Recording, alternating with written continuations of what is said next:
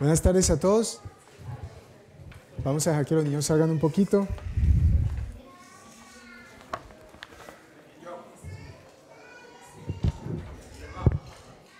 ¿Se baja?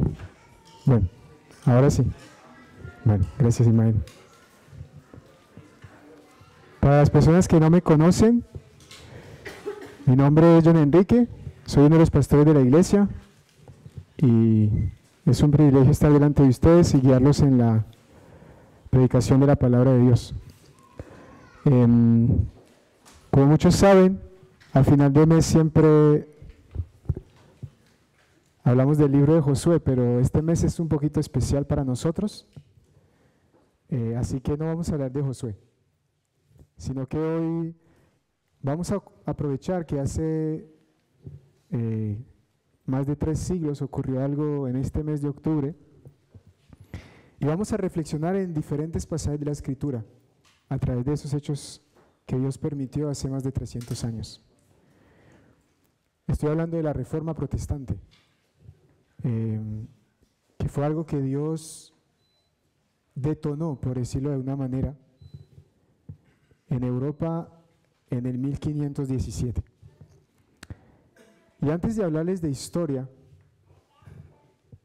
quiero introducir este sermón explicándoles lo que fue la Reforma.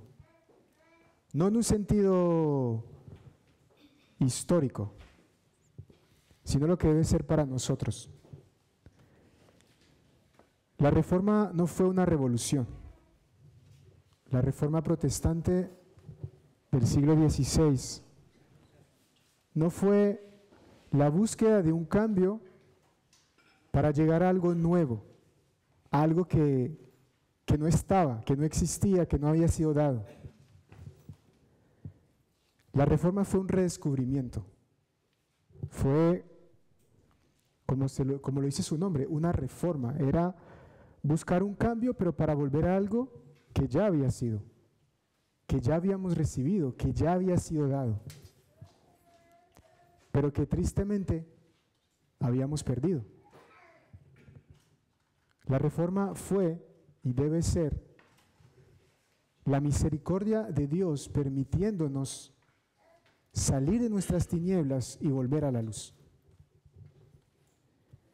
Así que mi anhelo cuando en esta prédica meditemos en esta historia, en estos acontecimientos y en las Escrituras, es que pensemos en nosotros, que pensemos en nuestras vidas y que entendamos la necesidad de que nuestras vidas sean reformadas, de que nuestras vidas, por medio de la Escritura, de la palabra de Dios, sean transformadas, como la misma Escritura dice en Romanos 12:2.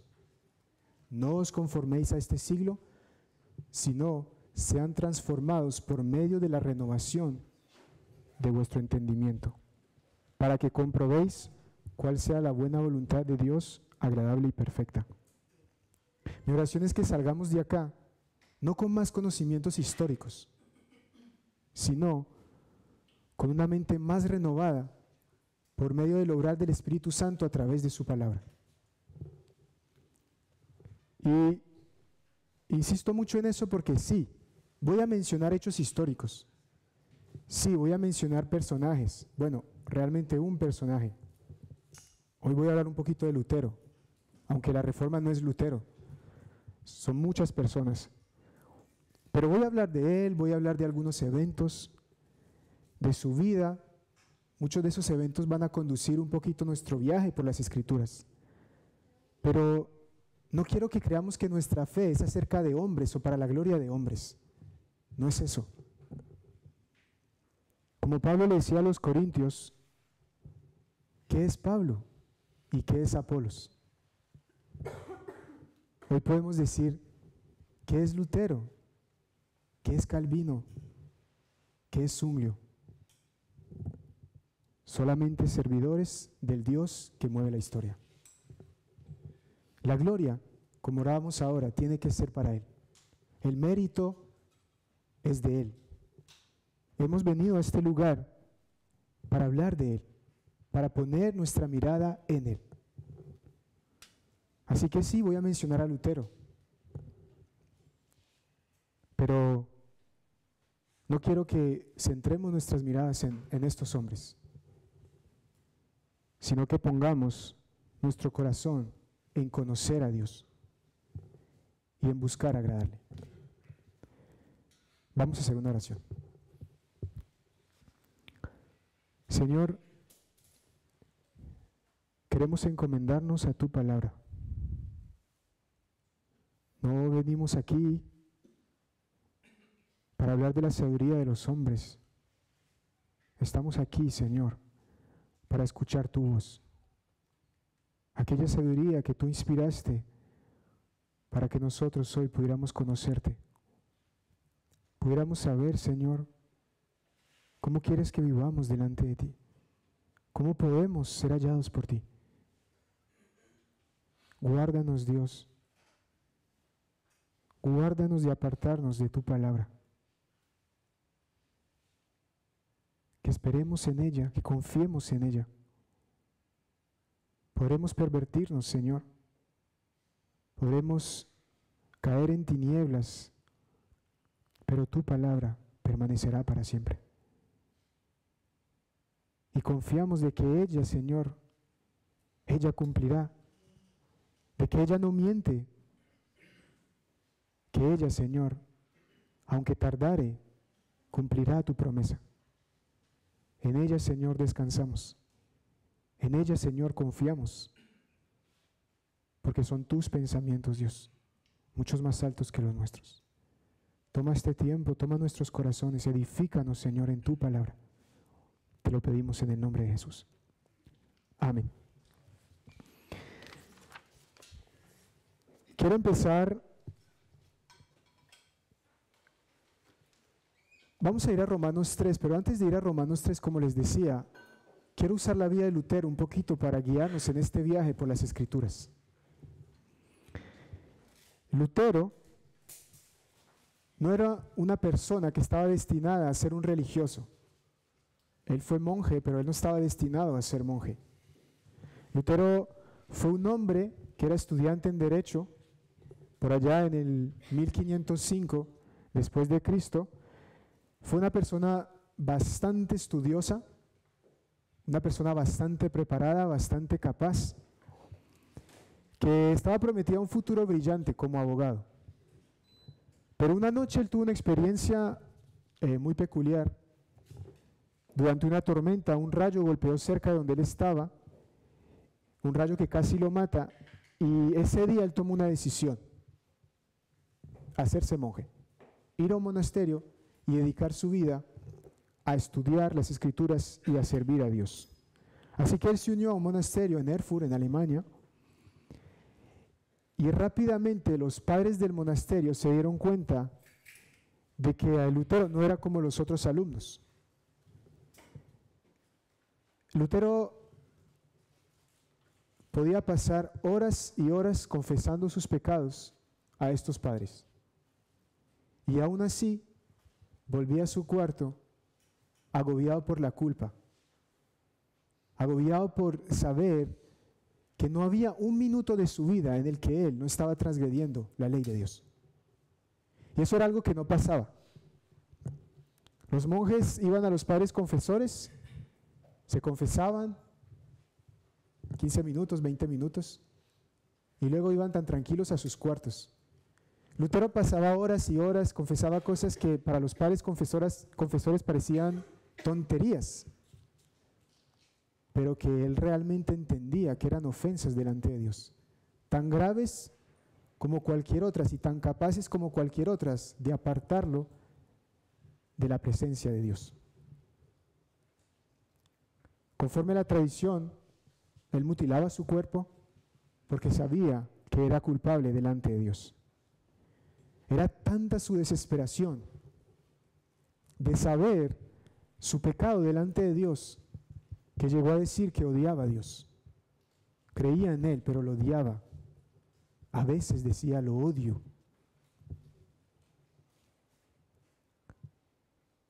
En el siglo pasado, algunos psicólogos escribieron diagnósticos retrospectivos, se les dice. Un diagnóstico retrospectivo es cuando basado en la literatura, en lo que sabemos de algún personaje histórico, alguien como Lutero, por ejemplo, un psicólogo intenta hacer un perfil de alguien.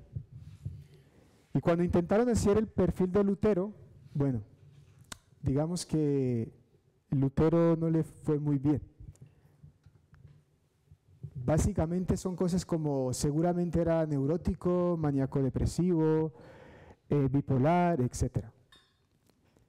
Para la psicología, no es normal que una persona llegue a ese nivel de desesperación.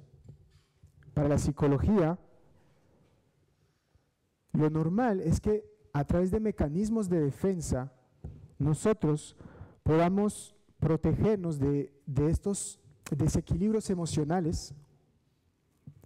Y estos mecanismos de defensa frente al miedo, al peligro, son cosas como, por ejemplo, la negación. Como, por ejemplo, decir, no, o sea, no creo que eso me pase a mí. Y son cosas que hacemos todos los días. Todos los días salimos a la calle y podemos ser atropellados por un coche, o impactados por un rayo, pero no dejamos de ir a trabajar por eso. Porque no estamos pensando constantemente, eso me va a pasar a mí. Otros mecanismos de defensa son la racionalización. Argumentamos de manera lógica para justificar conductas o sentimientos que tenemos. Por ejemplo, a veces hacemos algo que sabemos que está mal, pero decimos, es que todo el mundo lo hace. Eso es racionalizar. Y todos estos ejemplos desde la perspectiva de la psicología básicamente dicen que nos ayudan a mantener cierto equilibrio emocional. Y claro, cuando ven a Lutero en esos ataques de ansiedad, de temor, decían, bueno, este hombre no es normal. Este hombre tiene un problema. Este hombre está enfermo. Porque una persona normal no viviría así. Pero yo quiero leerles otro diagnóstico. No el diagnóstico de la psicología, sino el que nos da la palabra de Dios. Vamos a leer Romanos capítulo 3.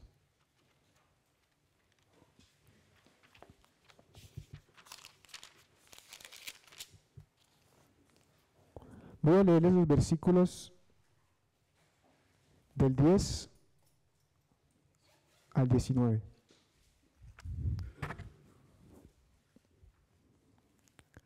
Dice, como está escrito, no hay justo ni aún uno. No hay quien entienda, no hay quien busque a Dios. Todos se desviaron, a una se hicieron inútiles. No hay quien haga lo bueno, no hay ni siquiera uno. Sepulcro abierto es su garganta, con su lengua engañan. Veneno de áspides hay debajo de sus labios. Su boca está llena de maldición y de amargura. Sus pies se apresuran para derramar sangre. Quebranto y desventura hay en sus caminos, y no conocieron camino de paz. No hay temor de Dios delante de sus ojos. Pero sabemos que todo lo que la ley dice, lo dice a los que están bajo la ley, para que toda boca se cierre y todo el mundo quede bajo el juicio de Dios. Yo quiero que nos preguntemos si la actitud de Lutero realmente era anormal. A la luz de estas palabras, ¿creemos que realmente Lutero estaba exagerando? O quizás él había entendido algo que muchos de sus contemporáneos no estaban entendiendo. La gravedad de nuestro pecado. Y que ninguno de nosotros delante de Dios puede alzar su voz, sino que toda boca queda cerrada y todos quedamos bajo el juicio de Dios.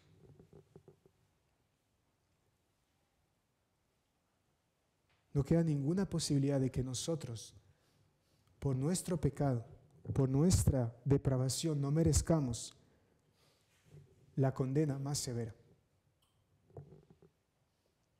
Todos, como lo vemos en este pasaje, todos nos hemos quedado cortos.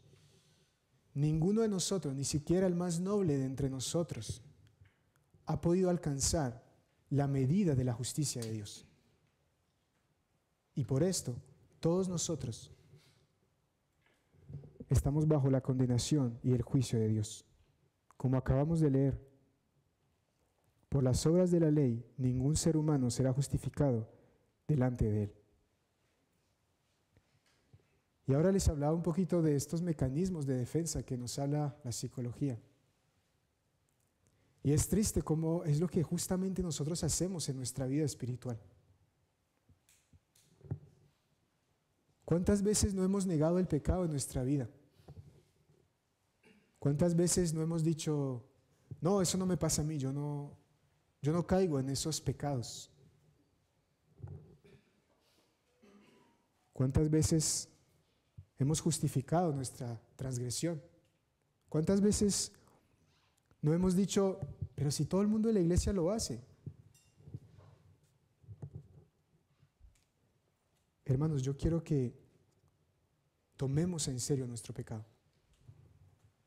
Yo sé que muchos de nosotros hemos leído una y otra vez Romanos capítulo 3, versículos de 10 al 19. Pero pidámosle al Señor que nos ayude a tomar en serio nuestro pecado.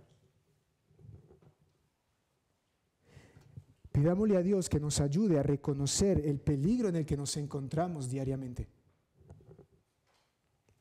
Cuando surgió la pandemia, nos encerramos en nuestras casas. Cuando salíamos, manteníamos distancias, nos poníamos mascarillas, no tocábamos las manillas de las puertas, no tocábamos los botones de los ascensores y bueno, quién sabe qué otras medidas tomábamos. Volvíamos a casa, nos quitábamos los zapatos, algunos se quitaban toda la ropa, seguramente que algunos se bañaban completamente, así tuvieran que salir 10 veces al día se volvían a bañar. ¿Por qué? Porque creíamos que había un peligro, porque nos tomábamos en serio, algunos quizás no, y no voy a debatir si con razón o no, pero muchos tomamos en serio de que había algún peligro. Y así es el pecado en nuestra vida, hermanos. El pecado es un peligro. Tenemos que reconocer el riesgo que corremos.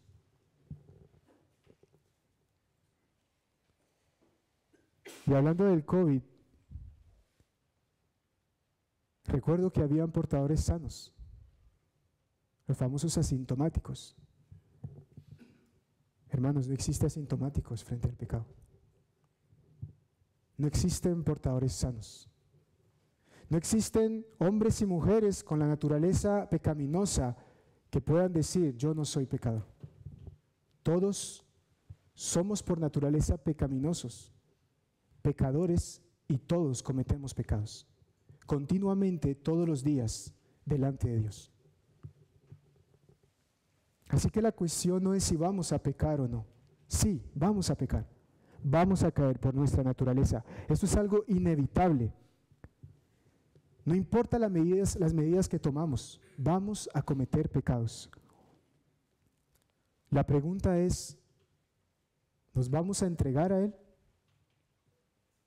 ¿Vamos a luchar? ¿Vamos a buscar la manera de darle muerte? ¿O vamos a rendirnos y hacernos esclavos de Él? Cuando nuestros matrimonios entran en crisis, ¿qué vamos a hacer? ¿Vamos a reconocer nuestro pecado? ¿Vamos a pedir ayuda de la iglesia? ¿O vamos a fingir que no pasa nada? Que es normal, que a todas las parejas les pasa. Y yo no estoy hablando que a la más mínima discusión una pareja tenga que venir a los pastores y decir, hermanos, necesito consejería porque mi esposa y yo hemos pecado, tenemos tal y tal conflicto. No, no necesariamente tienen que entrar en un proceso de consejería formal. A veces, reconocer nuestro pecado también es acercarnos a un hermano, a una hermana y decirle, hermano, ora por mí. Hermano, no he tratado a mi esposa como Cristo a la iglesia. Hermana, no he respetado a mi marido como la iglesia debe someterse a Cristo. Ayúdame a orar. Pero muchas veces decimos, no es tan grave. No necesito ayuda. Todavía no necesito ayuda. Podemos solucionarlo solos.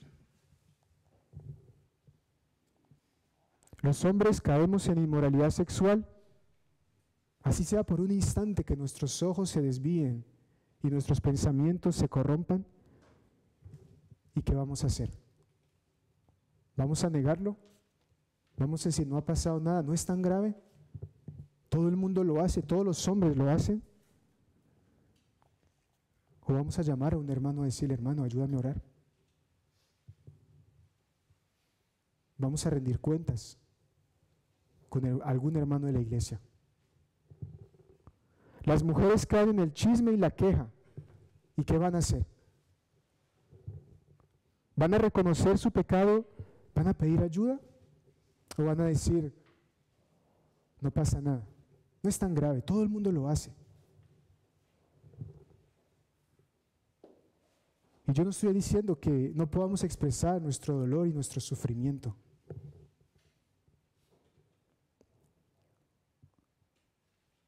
Pero tenemos que recordar esto, nuestro dolor, aunque no siempre es causado directamente por nuestro pecado, como consecuencia directa de nuestra necedad, aun cuando es un dolor que Dios produce, aun cuando es un dolor aparte de nuestro pecado, siempre viene de la mano de Dios.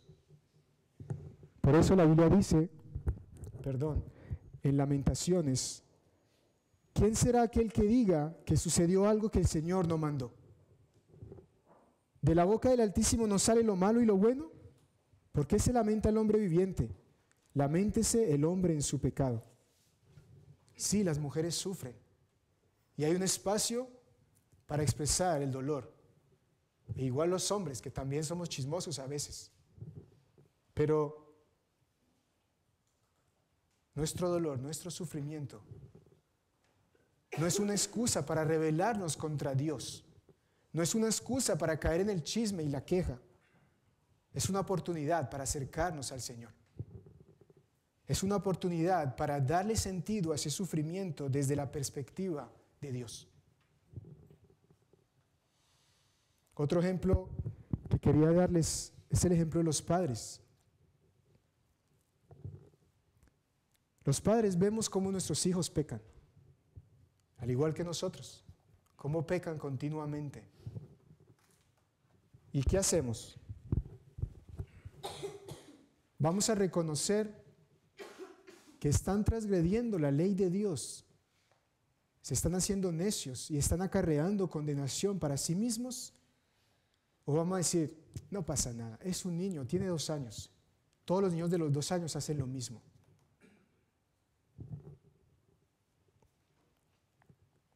El autor J.C. Ryle decía, los padres no podemos saber si nuestros hijos serán altos o bajos, débiles o fuertes, pero hay una cosa que sabemos con certeza: nuestros hijos tienen corazones corruptos y pecaminosos.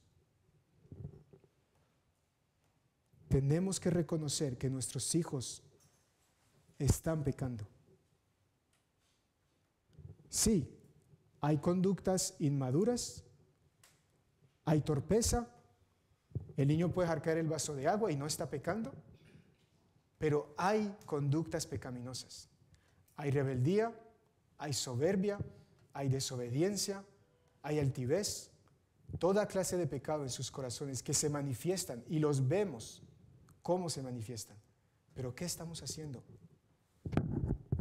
¿Lo estamos negando? ¿Lo estamos racionalizando? ¿O estamos confiando en la sabiduría de Dios? Que nos dice en Proverbios, la necedad está ligada en el corazón del muchacho, mas la vara de la corrección la alejará de él.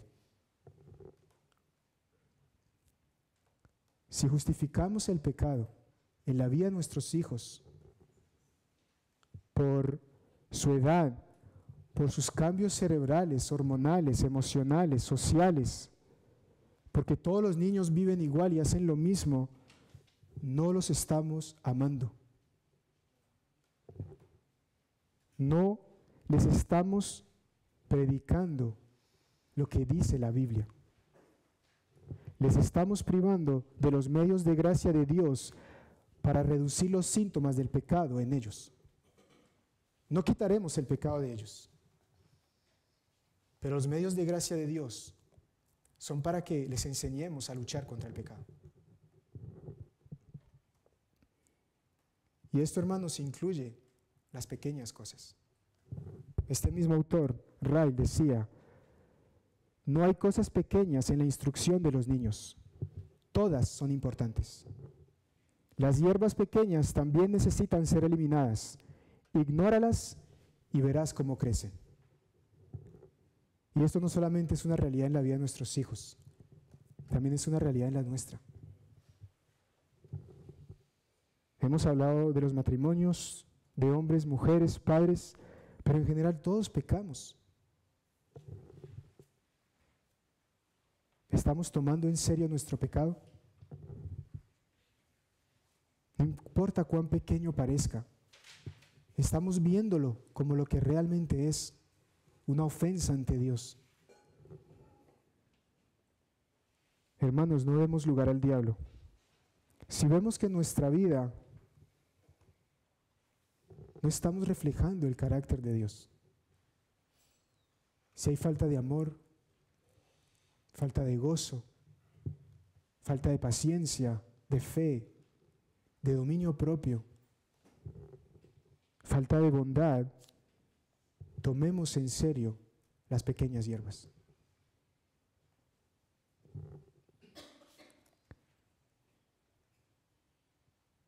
Aprendamos a reconocer a su justa medida el peligro en el que nos encontramos por el pecado que hay en nosotros. Que debiendo vivir una vida recta delante de un Dios santo que nos creó y exige honor y obediencia de nosotros, todos hemos errado y todos estamos bajo su juicio. Ahora, no estoy diciendo que a la luz de Romanos caigamos en la misma desesperación que Lutero. Ese no es mi objetivo. Solo quiero establecer primeramente que la medida de nuestra justicia queda insuficiente delante de la santidad de Dios. Que todos hemos acarreado para nosotros la condenación más severa por nuestro pecado. Que era lo que tanto preocupaba a Lutero. Era eso.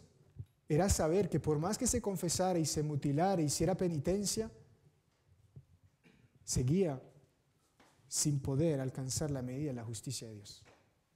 Seguía yendo camino a una condenación segura.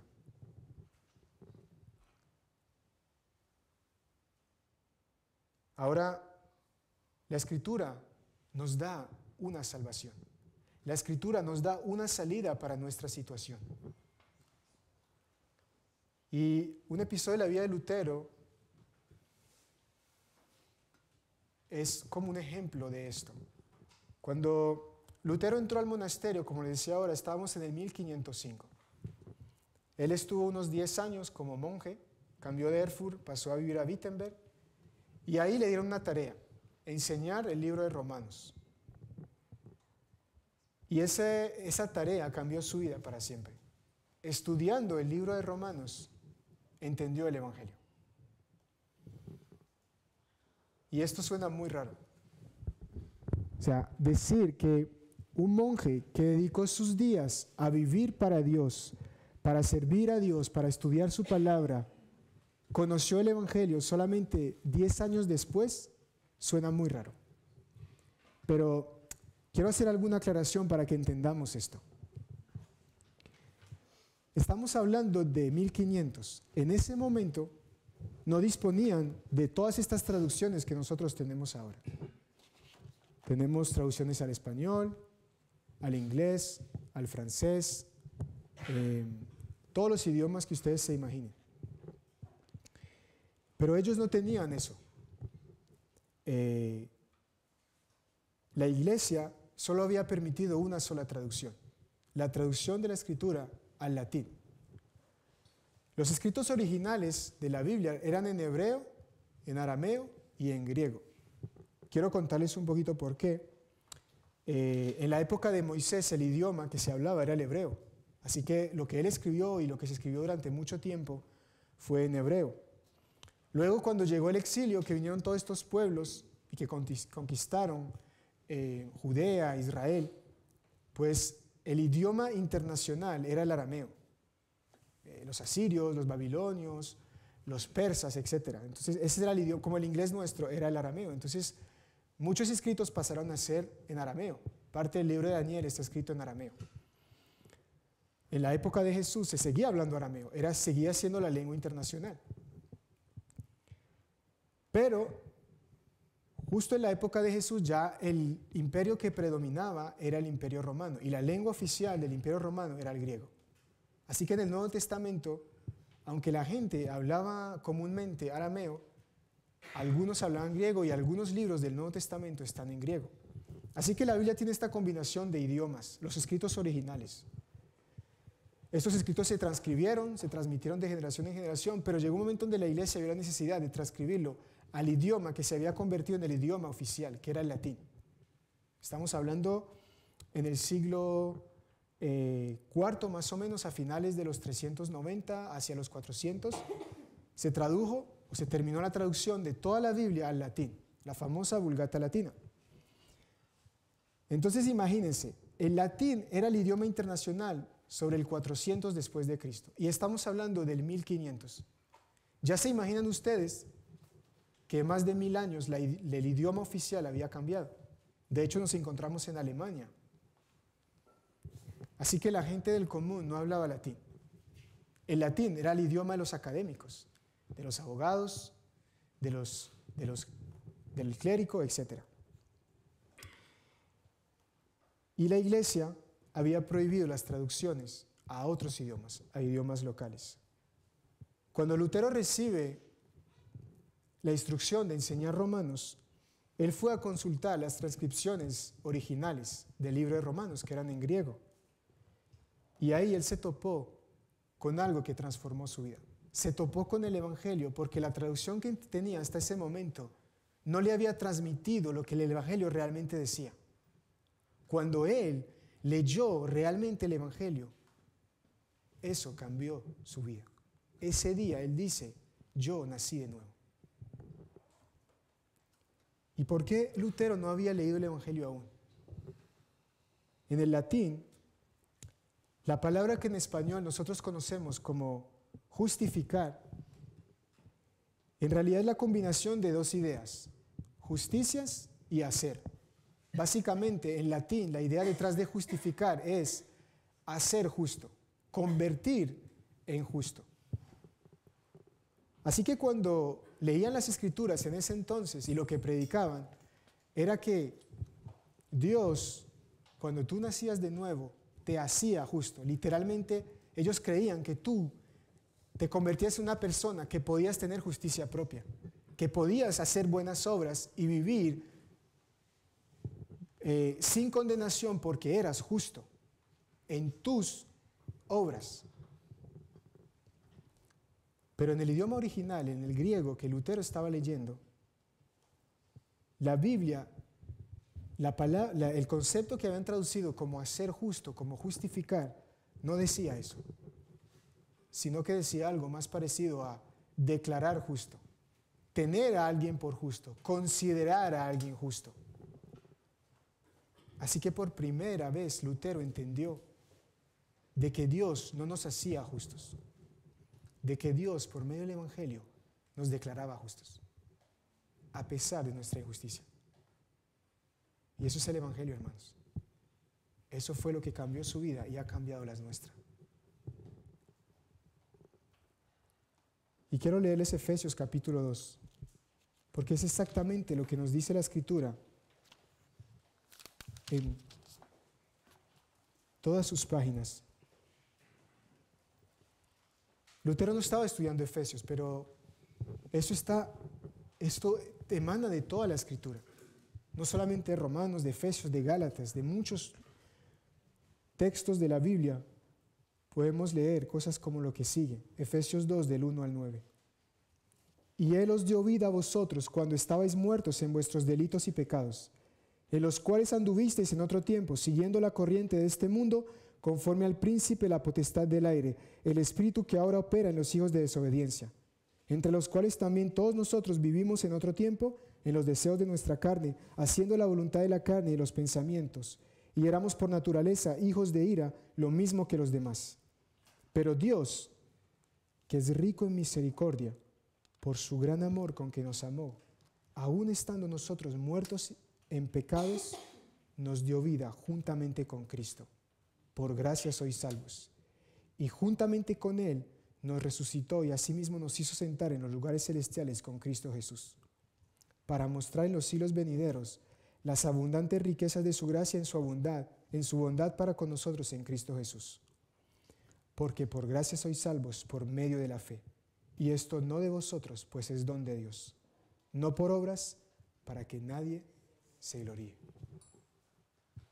Dios, en su infinita misericordia, porque sabe que estamos muertos en nuestros delitos y pecados, puso a disposición de los pecadores una justicia para todos aquellos que no tenemos justicia propia, que no podemos alcanzar ni mantener justicia propia, que asimismo nos fuera dada, que asimismo realmente fuéramos hechos justos, no podríamos preservarla. Dios en su misericordia nos ha puesto a nuestra disposición esa justicia para que podamos ser salvos de su ira. Pero hay una condición, hermanos. Hay una condición que es lo que leemos en el versículo 8. Por gracia sois salvos por medio de la fe. Esa gracia es ser declarados justos, no por nuestra justicia, sino por una justicia que es ajena. No es algo que podamos recibir de forma activa. No es algo que nosotros podamos buscar por medio de nuestras obras. No es como si fuera un salario por algo que hagamos. Esa justicia, esa gracia, se tiene que recibir de forma pasiva. Se tiene que recibir por fe. Se tiene que recibir como un don gratuito y absolutamente inmerecido. Esa es la condición. Y es una condición fundamental, porque ese es el testimonio de que esa justicia que hemos recibido no es la misma justicia por la cual Dios es justo. Él es justo porque no hay pecado en Él. Pero la justicia que nosotros recibimos no es la misma justicia por la cual Él es justo, porque hay pecado en nosotros. Esa justicia que nosotros recibimos es ajena, no es nuestra, no viene de nosotros y tampoco podemos contribuir a ella. Es completamente fuera de nosotros. No es mi trabajo, no es el trabajo de Dios conmigo, es completamente el trabajo de Dios. Esa justicia es la justicia de Dios en Cristo. Y aquí hay dos cosas que me gustaría comentar acerca de la fe. Esa fe que es la condición para nosotros poder ser salvos de la condenación que merecemos. Esa fe por medio de la cual nosotros recibimos esa gracia que es un don de Dios. Lo primero es, ¿qué es esa fe? Obviamente no puedo ser exhaustivo en esta respuesta, pero quiero decir alguna cosa sobre lo que es esa fe exactamente. Y lo segundo que quiero comentar es, si este evangelio que estamos predicando por medio del cual, o teniendo fe en él, recibimos la gracia de Dios, ¿solamente lo necesitamos en el momento de nuestra salvación? Así que lo primero es, ¿qué es esa fe exactamente? La fe no es conocer los hechos. La fe no es venir a la iglesia a aprender lo que la Biblia dice, lo que ha ocurrido, la obra de Cristo y saber de qué se trata. No es poder explicar el evangelio. Hay muchos ateos que han estudiado las doctrinas de la salvación. Podrían explicarles el evangelio mucho mejor que yo, pero eso no los hace salvos. La fe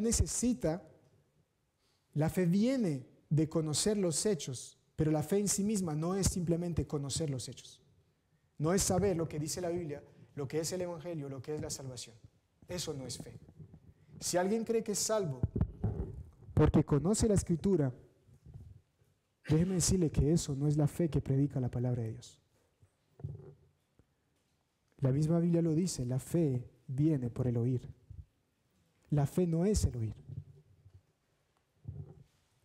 Otra cosa que no es la fe es ni siquiera es reconocer que esos hechos son ciertos.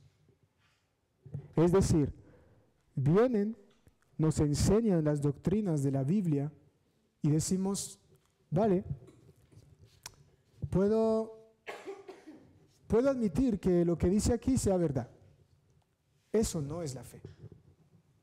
La fe necesita de eso, la fe viene también de eso, no solamente de saber los hechos, de reconocer que son verdad, pero no es solo eso. Como diría Sproul, saber los hechos y creer que son verdad solo nos hace o nos califica para ser demonios. Porque como dice la Escritura, los demonios también creen y tiemblan. Ellos conocen los hechos. Ellos sabían cuando Jesús estaba aquí en medio de nosotros, quién caminaba aquí. El Santo Hijo de Dios, el Cordero sin mancha. Ellos lo sabían y temían. Ellos creían que Él era perfecto y sin mancha. Ellos vieron cómo murieron en la cruz. Ellos saben los hechos mejor que nosotros y seguramente reconocen que son verdad a veces mucho mejor que nosotros. Pero no por eso ellos son salvos. Ayer tuvimos la oportunidad con los jóvenes de salir a Mar de Cristal a hacer entrevistas, aprovechando el mes de la Reforma. Abordábamos otros jóvenes y hacíamos entrevistas sobre la Biblia. Algunas de las preguntas eran algo como, ¿crees que la Biblia es la inspirada palabra de Dios? Es decir, que no es humana, fue escrita por hombres, pero inspirada por Dios. Es la palabra de Dios, es la voz de Dios. Y muchos decían, sí, yo creo que sí. Yo creo que ese libro no es humano, yo creo que ese libro es especial. Seguramente proviene de Dios. Pero cuando les decíamos cuál era el mensaje de ese libro, cuál era el mensaje de ese Dios que todo lo ve y todo lo sabe, que ese mensaje era que solamente por medio de Cristo podíamos ser salvos, su respuesta era, no quiero. Recuerdo que uno de ellos dijo, estoy muy joven, quiero vivir más y cuando sea mayor entregaré mi vida a Cristo. Él me estaba diciendo, conozco los hechos y puedo creer que son verdad, pero no tengo fe, porque la fe no es solo saber los hechos, reconocer que son verdad. La fe es poner toda mi confianza en los hechos, toda mi esperanza en esos hechos, en el Evangelio. La fe es transferir esa confianza lejos de mí, de cualquiera de mis frutos, de cualquiera de mis esfuerzos y de mis obras, y ponerlos completamente en la obra de Cristo. Eso es la fe. Y esa es la piedra sobre la cual muchos tropiezan.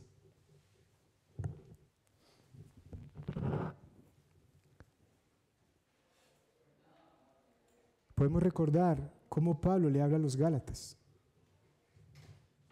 Porque no estoy diciendo esto solamente para aquellos que todavía no han tenido fe en el Hijo.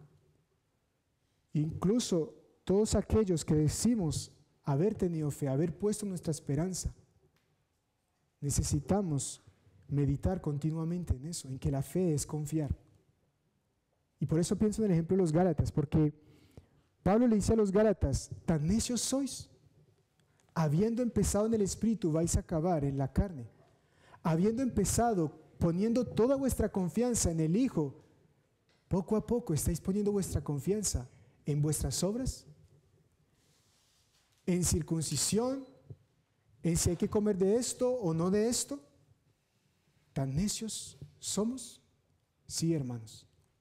Incluso los que decimos haber puesto nuestra confianza en Cristo, tenemos que cuidarnos de nunca dejar completamente esa confianza en Él.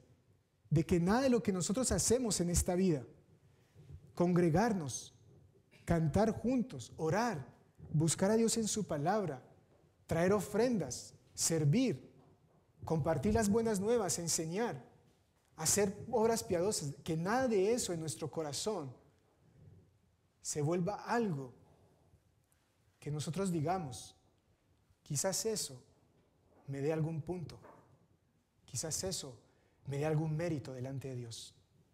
No, hermanos, nada de eso, ninguna de nuestras obras pueden aumentar nuestra justicia.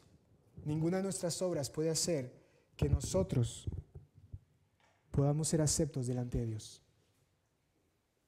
Si quitáramos la justicia de Cristo de nosotros, por más nobles y piadosas que sea nuestra vida, seguiríamos siendo igual de pecaminosos y malvados.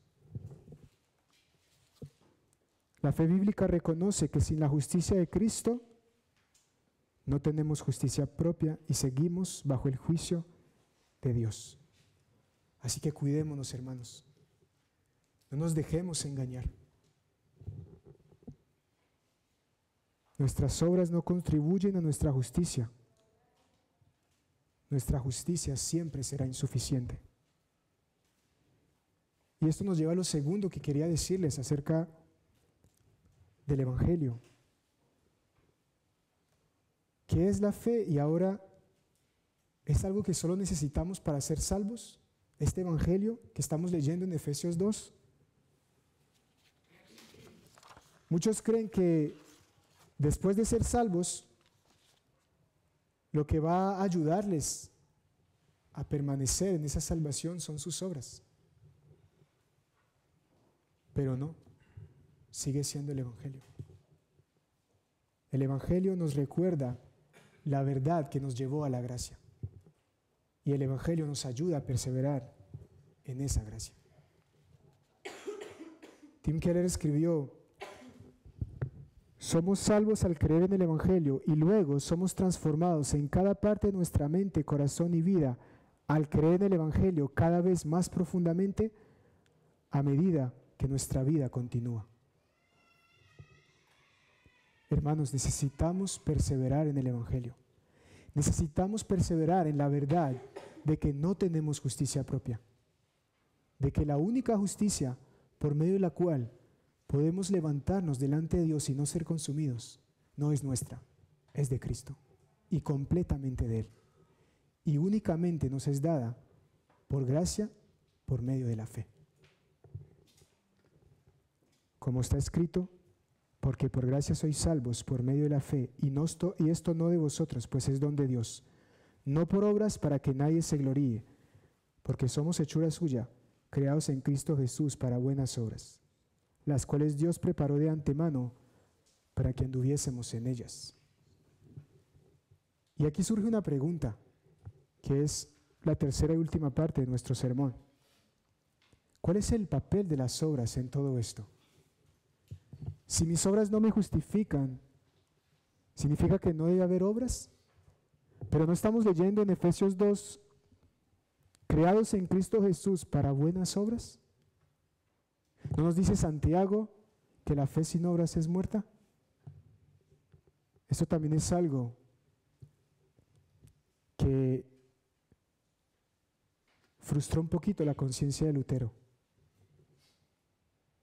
2 años después de la experiencia con Romanos, recuerden que él tuvo esa experiencia alrededor de 1515, más o menos en 1517, no, más o menos no, exactamente en 1517, el 31 de octubre, Lutero clavó 95 tesis en la puerta de la iglesia de Wittenberg. Y yo pensaba antes que eso había sido un acto de rebeldía. Y quiero decirles de que estaba errado. No fue un acto de rebeldía. En ese entonces la forma como uno llamaba un debate académico era así. De hecho, la puerta de la iglesia de Wittenberg servía como una especie de tablón de anuncios. Ahí los estudiantes clavaban convocatorias, clavaban avisos y clavaban sus tesis para llamar al debate público. Así que no fue un acto revolucionario. Simplemente él quería hablar de estas verdades que él entendió en Romanos con otros académicos. Así que clavó sus tesis en la puerta de la iglesia, como se solía hacer. De hecho, sus tesis ni siquiera eran en idioma común. Eran en latín, al igual que la Biblia, el idioma que mucha gente no hablaba ni entendía, solamente los académicos. Lo que pasó, para darles un poquito de contexto respecto a la Reforma, es que unos estudiantes tomaron esas tesis, las tradujeron y las imprimieron. Difundieron las traducciones. Aprovecharon la inventa de la imprenta, que fue unas décadas antes, para difundir. Y fue esa difusión lo que hizo que la Reforma y esto que hizo Lutero tomara esa magnitud. Pero ni siquiera fue él, porque él ni siquiera les dio permiso a ellos para hacer eso. Lo hicieron sin su permiso. Entonces, volviendo a nuestro hermano Lutero, él estaba llamando a un debate académico.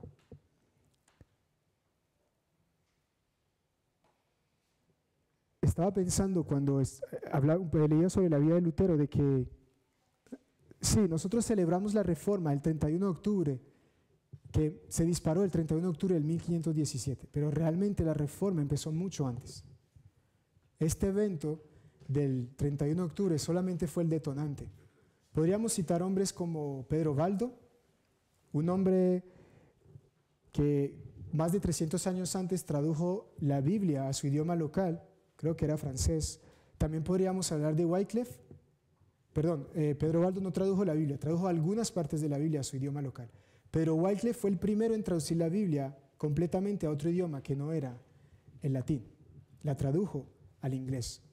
Juan Wycliffe, perdón. También podríamos hablar de Juan Hus, que unos 100 años antes que Lutero fue quemado en una hoguera por contradecir las doctrinas de la iglesia. Pero, como decíamos, este movimiento de la Reforma no fue una obra de Lutero, fue una obra de Dios. Él simplemente llamó a un debate y Dios hizo lo que quería hacer con eso.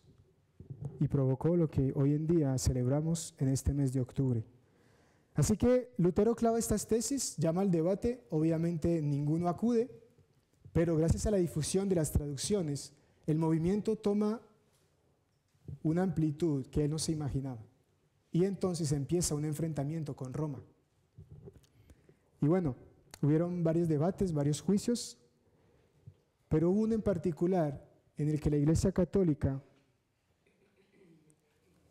usó el libro de Santiago y el capítulo 2 de Santiago para tratar de darle a entender a Lutero que estaba equivocado. La Iglesia Católica tenía miedo de que lo que Lutero estaba predicando, esta salvación por gracia, por medio de la fe, llevara a la Iglesia a lo que llamamos el antinomianismo. ¿Qué es el antinomianismo? Sencillamente es una vida en la que no me importa la ley, que la gracia ha hecho un trabajo en mí, me ha salvado, y independientemente de lo que yo haga en respuesta a esa gracia, si vivo según la ley o no, no pasará nada. Básicamente es una salvación que me permite ser libre para seguir pecando. Y la iglesia tenía eso, y por eso los católicos le leyeron a Lutero Santiago capítulo 2 del 20 al 26. Bueno, leyeron más que eso, pero quiero leer solamente del 20 al 26. Santiago capítulo 2 del 20 al 26. Dice: ¿Mas quieres saber, hombre vano, que la fe sin obras es muerta? ¿No fue justificado por las obras Abraham nuestro padre cuando ofreció a su hijo Isaac sobre el altar? ¿No ves que la fe actuó juntamente con sus obras y que la fe se perfeccionó por las obras? Y se cumplió la escritura que dice: Abraham creyó a Dios y le fue contado por justicia, y fue llamado amigo de Dios. Vosotros veis pues que el hombre es justificado por las obras y no solamente por la fe. Yo creo que cuando le leyeron eso a Lutero, él tuvo que volverse loco. ¿Qué significa este versículo? Versículo 24. Vosotros veis pues que el hombre es justificado por la fe y no solamente por las obras.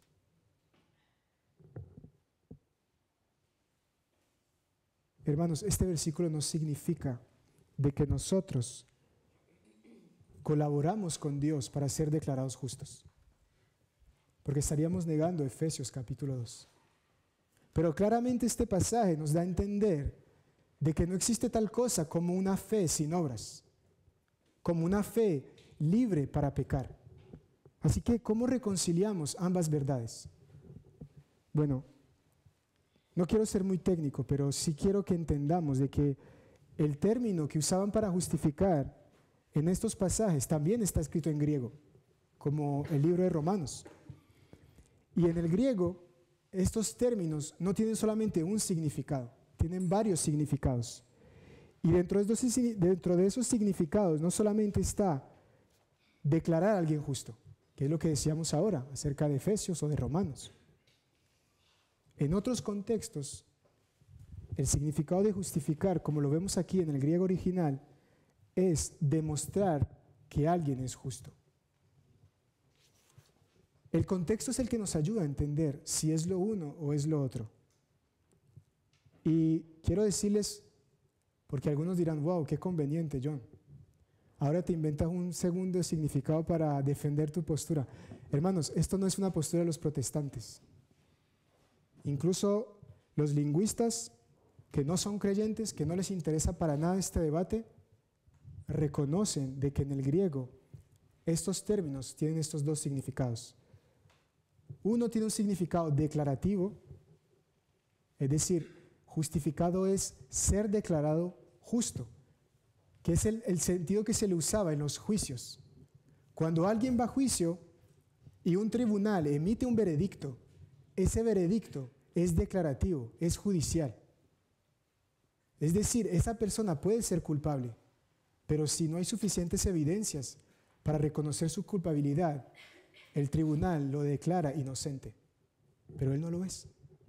Así que en un sentido, este término de justificación se usaba en el ámbito legal para hablar de una declaración, no de un hecho. Entonces, sí, hay culpables que son inocentes porque un tribunal no ha podido declararlos como culpables y ha tenido que declararlos inocentes. Y bueno, no estoy aquí para hablar de lo imperfecto que es nuestro sistema judicial. Solo quiero aclarar que el de Dios no es imperfecto, porque aunque nosotros hemos sido declarados justos y no lo seamos, alguien sí pagó por nuestro pecado. Cristo murió. Entonces Dios no es injusto declarándonos justos a pesar de que hayamos pecado, porque Cristo pagó por nosotros. El otro sentido entonces que reconocen los lingüistas, y mucho antes siquiera de la Reforma, incluso en escritos de Aristóteles se le ve ese significado, que estamos hablando mucho antes, es el sentido demostrativo.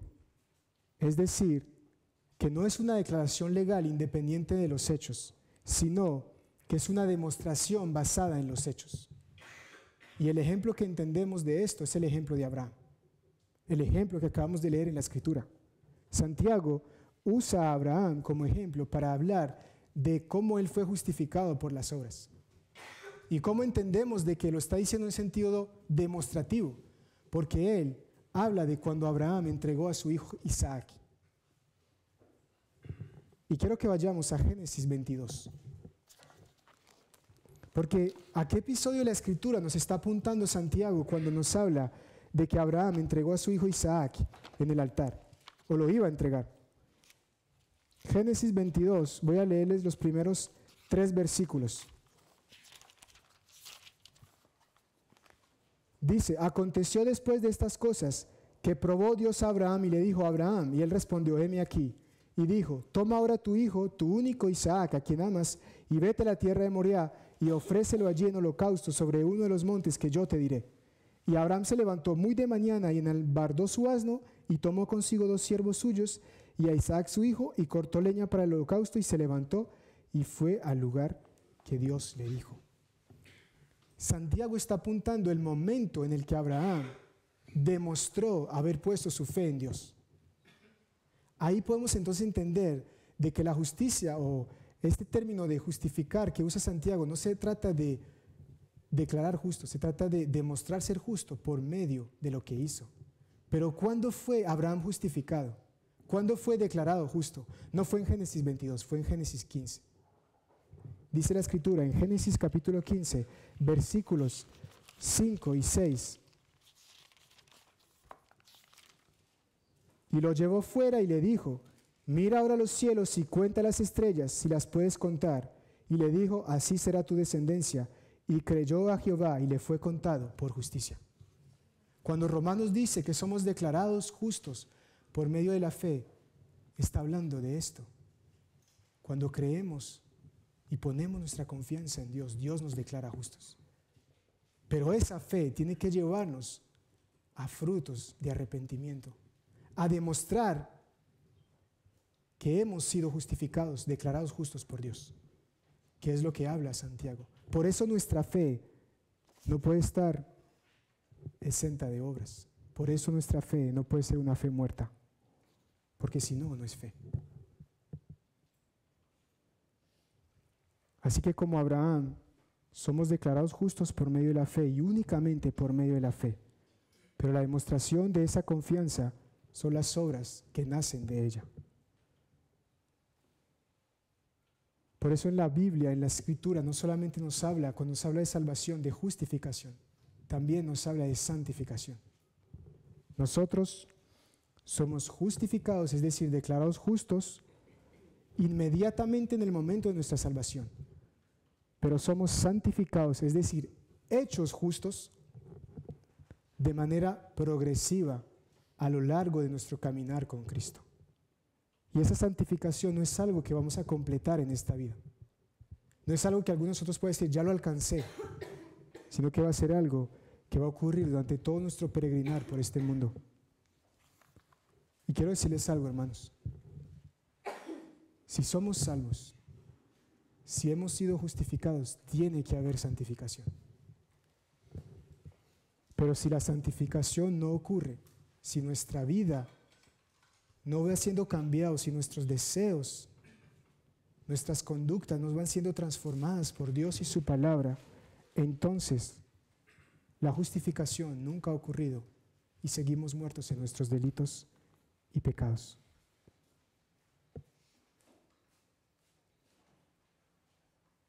Resumiendo este sermón, hermanos, tomemos en serio nuestro pecado. Seamos conscientes del peligro que representa delante de Dios ese pecado que sigue morando en nosotros.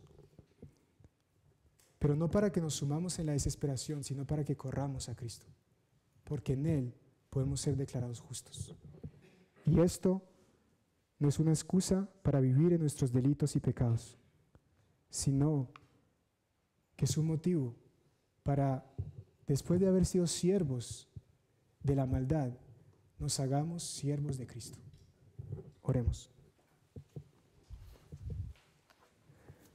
Señor, gracias por tu palabra, porque cuando tú la inspiraste, tú pensaste en nosotros. Tú pensaste en cada generación, desde ellos hasta nosotros, que por medio de ella podríamos entender el testimonio de tu evangelio. La obra, Señor, ese misterio que tú venías preparando desde la fundación del mundo, de que tú, Señor, ibas a justificarnos por medio de Cristo, de que tú ibas a justificar a todo aquel que pone su fe en Él, no por sus obras, Señor, sino imputándole la justicia de tu Hijo, quien vivió una vida perfecta y murió por nuestros pecados. Gracias, Dios. Gracias porque tú, Señor, te has compadecido de nosotros, de nuestra necesidad. Y ahora te pido, Señor, que en nosotros se cumpla aquellas palabras del profeta. He aquí, cuya alma no es recta se enorgullece, mas el justo por su fe vivirá. Líbranos del orgullo de buscar algún mérito, alguna justicia por nuestras obras. Y ayúdanos a vivir cada día por fe en el Hijo, poniendo toda nuestra confianza en su obra y en la salvación que obtenemos solo por medio de Él. A ti sea toda la gloria y la honra en el nombre de Jesús. Amén.